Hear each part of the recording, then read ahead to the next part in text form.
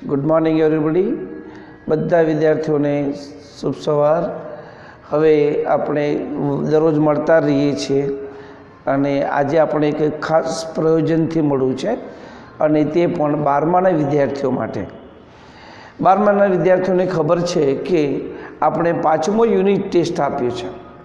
મેં હમણાં જ તમારા 100 માર્ક્સના ટેસ્ટ તપાસ્યા અને આન્સર શીટ જોઈ. બહુ સંતોષ તો છે જ, બહુ અતિ આનંદ નથી. સંતોષમાં એ કહીએ તો કે તમારા હેન્ડરાઇટિંગ બહુ સારા થયા છે. થોડાક સ્પેલિંગોમાં ધ્યાન આપવાનું છે અને કન્ટેન્ટનું પણ ધ્યાન આપવાનું છે. એક વસ્તુ યાદ રાખો, જ્યારે પરીક્ષા આપીએ ત્યારે યાદ રાખો, પરીક્ષાના અમુક નિયમોને આપણે ચોક્કસ વળગી રહેવાના છે. તો તમારા 10 થી 15% માર્ક્સનો ફેર પડશે. સૌપ્રથમ શું કરીશું આપણે, યાદ રાખો, નવો પ્રશ્ન નવા પેરેગ્રાફમાં, નવા પાને, નવું સેક્શન નવા પાને, અંદરના જે ક્વેશ્ચન આવે આગળ પાછા થઈ જાય ચાલે, પણ એક સેક્શનનું બીજા સેક્શનમાં ના જતું રહે એનું પૂરતું ધ્યાન રાખવાનું છે. આ મેં 100 માર્ક્સના ટેસ્ટમાં જોયું, બધાના ઘણા મિત્રોના એવા સેક્શન બદલાઈ જાય છે, એનાથી ખોટ તમને જાય છે. તો that is the I want to focus upon the system of writing supplementary in proper way. તો લેટ્સ સી, બહુ ધ્યાન આપશું. ફરી એકવાર જોઈ લઈએ, 3 વસ્તુનું ધ્યાન આપીએ પરીક્ષામાં. પહેલું જ્યારે પરીક્ષા આપવા બેસો ત્યારે મન શાંત કરો, ઊંડા શ્વાસ લઈને છોડો, જેથી તમારું મન શાંત જશે, યાદ જે વાંચેલું છે બધું યાદ આવશે. અને બહુ હાવ ઊભો ના કરશું, મારી પરીક્ષા. ઇટ્સ ઓકે, ધીમે ધીમે એન્ડ સવાલમાં જ આપણે પરીક્ષા આપવાની છે. પેન પણ સારી રાખીએ. શરૂઆત મેં કીધું સેક્શન પ્રમાણે કરો. સેક્શન 1, 2, 3, 4 બને ત્યાં સુધી સિક્વન્સમાં રાખો, આડાવડી કરશો નહીં. ઘણા સેક્શન 1 પછી ડાયરેક્ટ સેક્શન 4 લખે છે, એનાથી ક્યારેક કન્ફ્યુઝ થાય છે, પણ બને ત્યાં સુધી આપણે સિક્વન્સમાં રાખશું. બીજું કે સેક્શન 1 લખો પછી યાદ રાખો કે નંબર આડાવડી કરશો નહીં. દાખલા તરીકે ક્વેશ્ચન 1, સેક્શન 1નો ABCD આવતું હોય તો ક્વેશ્ચન 1, 2 નંબર આપીએ છીએ આપણે 15, 16, 17, 18. તો 15મો પછી 16મો નથી આવડતો તો એની જગ્યા છોડી દો અને 17મો લખો. ઘણીવાર તપાસનાને શું થાય છે, 15મો પછી તમને ડાયરેક્ટ 18મો આવડી ગયો તો 18મો લખી દો છો, 16, 17 શોધવા પડે છે. કોને શોધવા પડે છે? તપાસનારને. અને કન્ફ્યુઝ થાય છે અને આપણે ડિસ્ટર્બ કરીએ તો આપણે 2 થી 3 માર્ક્સની ખોટ જાય છે. તો યાદ રાખો, પહેલું સેક્શન ઉપર ચોખ્ખા અક્ષરે લખો અને નંબર લખો ત્યારે યાદ રાખો સિક્વન્સમાં આવવું જોઈએ. ના આવડે એ જગ્યા છોડી દો. નથી લખવું, મોડા લખવું છે, એની જગ્યા વિચારીને છોડી દો, પણ ઇટ શુડ ઇન સિક્વન્સ. 1, 2 થી 10 સુધી જે આવતા એ બધા નંબર કમ્પ્લીટ આવવા જોઈએ. દાખલા તરીકે તપાસનારને 16મો પ્રશ્ન જોવો છે તો ક્રમમાં જશે, પાના ફેરવશે નહીં. એ 10, 11, 12, 13, 14, 15 ને 16મો શોધશે અને નહીં હોય તો ચોકડી મારી નીકળી જશે. એટલે આ યાદ રાખજો. ફરીથી કહું છું, નંબર લખો ત્યારે ઘણા નામ લખ્યા છે, સપ્લિમેન્ટરી પણ નંબર ભૂલી ગયા છે, તો તમારો નંબર પણ યાદ રાખીને લખો. નામ તો અવશ્ય લખો જેથી અમને ખબર પડે. બોર્ડમાં તમારે યાદ રાખવાનું છે બરાબર નંબર, અને બધા જ નંબર ઇંગ્લિશમાં લખવાના, ગુજરાતીમાં લખવાનું નથી. તમારી પેન વપરાયેલી હોવી જોઈએ, નવી પેન લેવાની નહીં. ચાલુ રનિંગ પેન આપણે વાપરવાની છે. અને concentrate upon what you are going to do. તમે જે કંઈ કરવા માગો છો એની પર પૂરેપૂરું કોન્સન્ટ્રેશન રાખો. હા ઊભો કરશો નહીં, મગજ પર ભાર લેશો નહીં. આ બધું ઇઝી થઈ જવાનું છે, કોઈ ચિંતા કરશો નહીં. હવે આપણે મૂળ વાત પર આવીએ. 5th યુનિટમાં યુનિટ ટેસ્ટ આપો ત્યારે પણ થોડી સિન્સિયરિટી રાખો. મારે આપી દેવાનું છે લખીને ફટાફટ આપી દીધું એવું નથી. થોડુંક ધ્યાન આપો.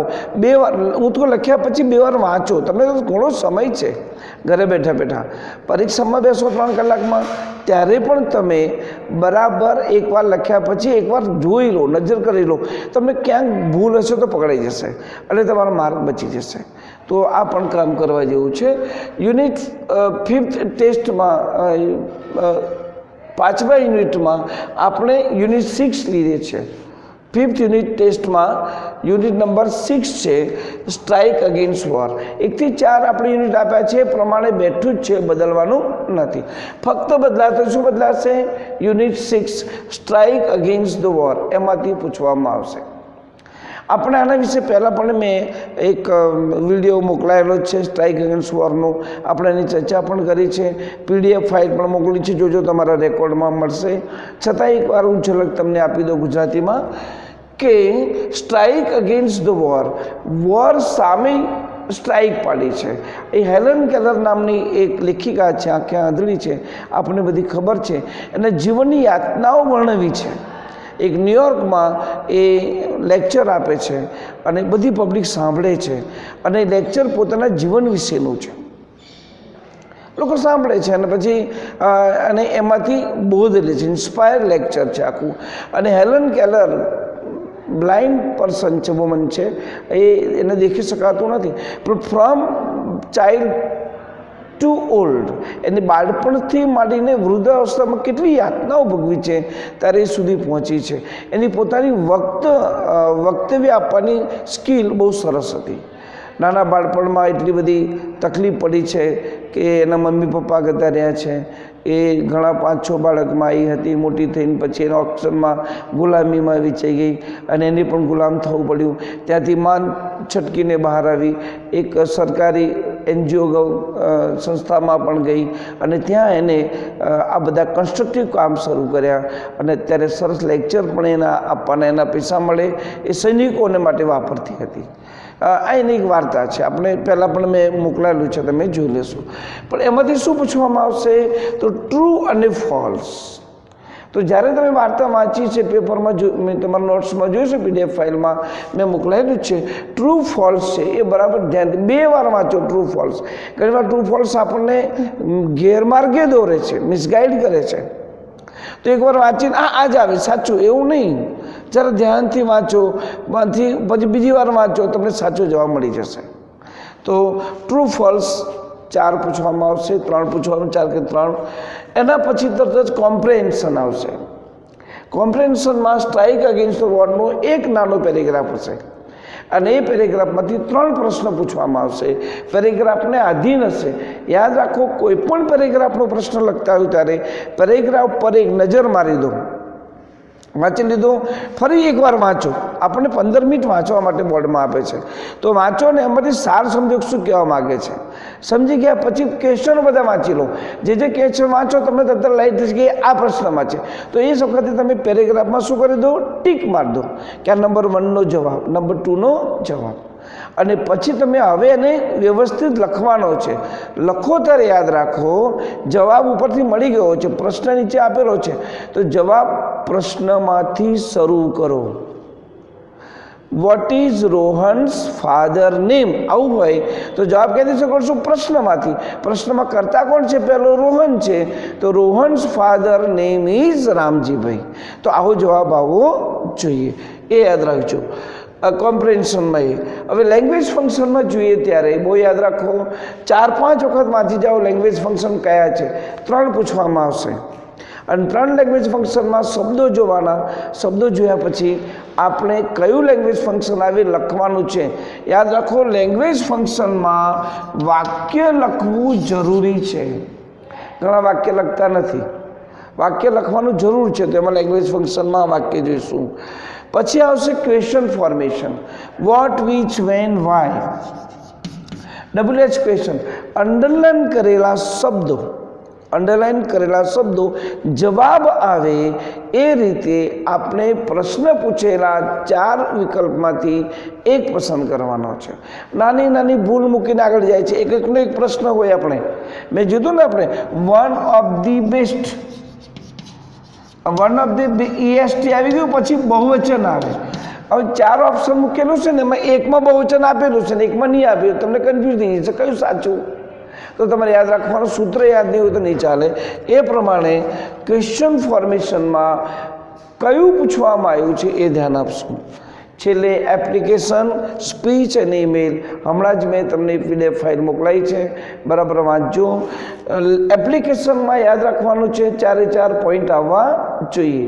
અને 4000 પોઈન્ટ ના આવે, દાખલા તરીકે personal biodata, educational experience, reference અને છેલ્લે આવે રીઝન ફોર ધ ચેન્જ. હમણાં જ તમને મેં મોકલાયેલી છે, એ જરા જોઈ લેજો. અને ફરી પણ પછી હમણાં અમારી ઈચ્છા છે કે આવતીકાલે ફરી મોકલાવું છે.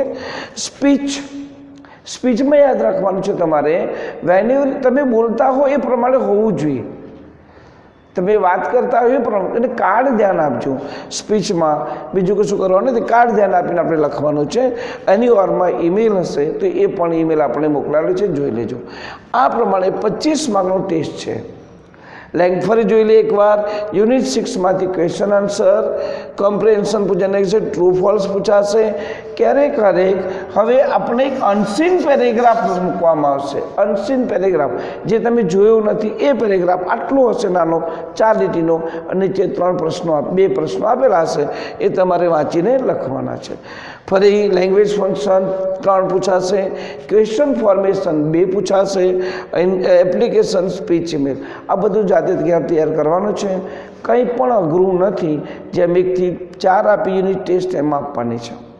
ફરીથી થોડું ધ્યાન આપો, ચિંતા કરો, સેન્સિટિવ બનો અને આપણે ઇંગ્લિશમાં વધારે મહેનત કરી અને પાસ થવાનું છે.